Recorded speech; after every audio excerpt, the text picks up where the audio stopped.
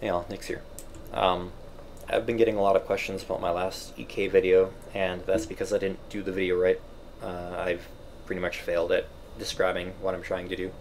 So I'm going to do another video and make it much more clear. I'm going to outline exactly what I do, and hopefully I won't get any more questions. So here's the Ethereal Knives build. It's very, very simple. It uses Ethereal Knives, which is an ability that throws out it is a spell that throws out projectiles that deal physical damage, which means bonus projectile damage, bonus percent physical damage on non-weapons, and bonus spell damage will all affect this spell's damage, which is really, really important. So we're going to want that. EK is primarily used for clearing out large packs of monsters, which means we're also going to be wanting a skill that helps that. I choose Fork. Early on in the closed beta, Chain was also an option if it was quality, because quality adds increased projectile speed, but with the Chain nerf, I don't think it's worth it anymore. Even back in closed beta, Chain was only okay, and I think Fork benefits the ability much more now with Chain nerf than it ever did before. So I grab a Fork. Next up on the list, for supporting things, you want added fire damage. Whenever you deal physical damage, it deals bonus fire damage.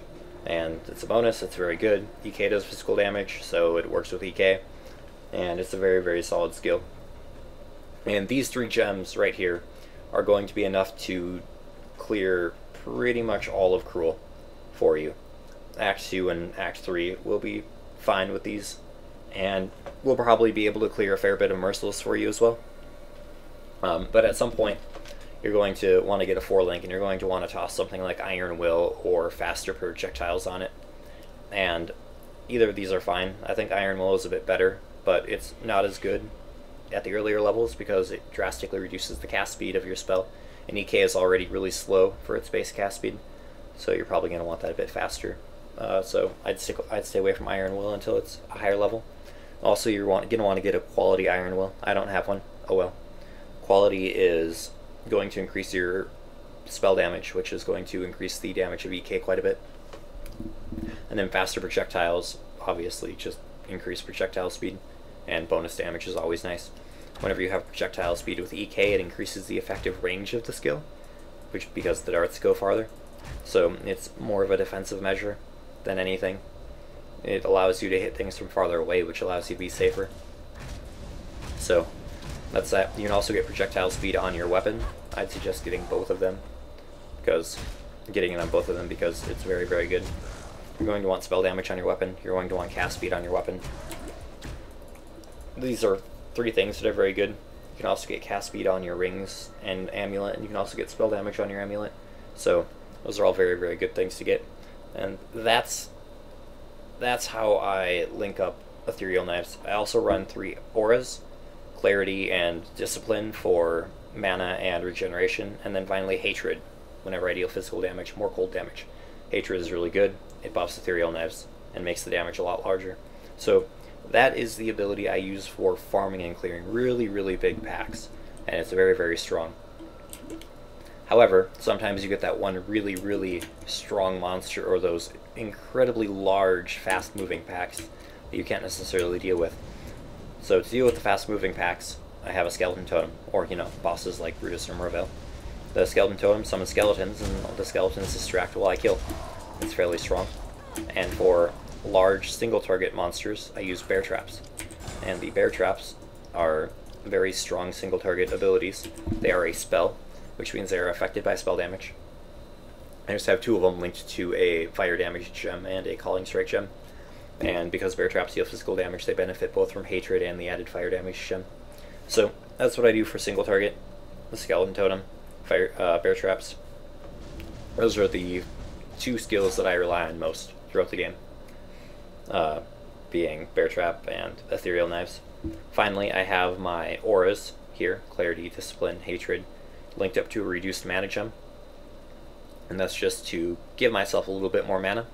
Once you have enough mana, you can start running additional auras, like Determination, Vitality, Purity, Grace, whatever you think you need. And they're all fairly situational. And that's really up to you. You don't need any more than these 3, but more certainly help. You have Eldritch Battery, so you might as well abuse it. So that's how I get through Act 2 Cruel and onward. Before that, I just go Freezing Pulse. If I'm a Shadow, I pick up this Freeze node. If I'm not a Shadow, I just grab these cast speed nodes, these spell damage nodes, these life nodes, and go from there. And that's usually enough to get me through all the way up to the point where I can start switching over to Ethereal Knives in Cruel, and I can go from there. The build is fairly simple. Basically what you want to do is you want to start off by getting your life in normal so that you don't die. Once you have your life, you're going to want to get Eldritch Battery and Inner Force. These will allow you to run things like Discipline and Clarity and Hatred much more effectively, and any other auras that you have, assuming you get far enough to get them and enough mana. You're going to want to keep an eye out for really good cast speed nodes. Prestidigitation is really good. Cast speed, very good. Cast speed, very good.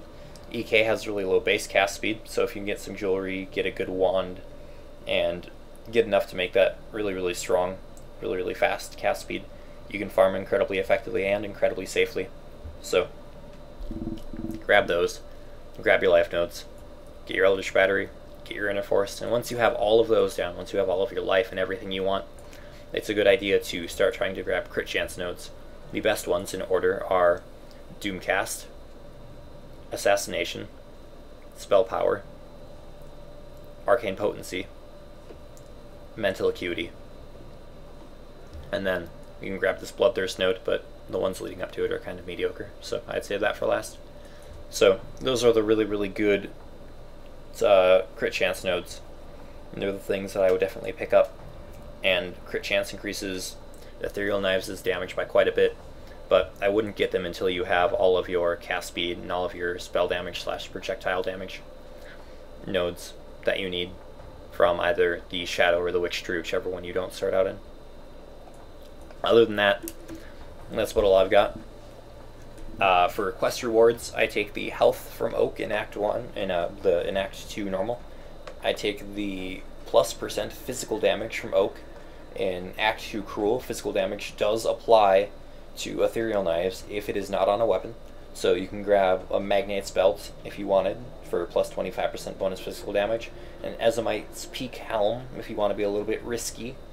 If you're not planning on running Grace, I wouldn't run that thing if my life depended on it, and it usually does depend on not running it, so you know, I wouldn't do that. But if you're looking for a little bit extra more damage, if you're trying to clear out the really easy zones like City of Sarn and you just want a little bit faster clear speed, it might be worth the risk for you to run that. Otherwise, after that, I just go ahead and decide to kill all 3 of them in Merciless because they don't really give me anything. Frenzy charges are boring, and unless they release new abilities in the game, I'd keep it that way. So that's the build, that's what I do, and it's fairly simple. Just go out and get your life, get your cast speed, get your spell damage, get your projectile damage, and then get your crit chance. If you have any questions, post below in the comments. If you enjoyed this guide and want to see more like it, feel free to say something, or any builds you think I should try or that I'd be interested in trying or whatever, and I'll get back to you. I'll be posting some more early game guides while I get some stuff established, and hopefully that's that. And I hope you all have a great weekend and enjoy playing Path of Exile. Thanks for watching. Bye.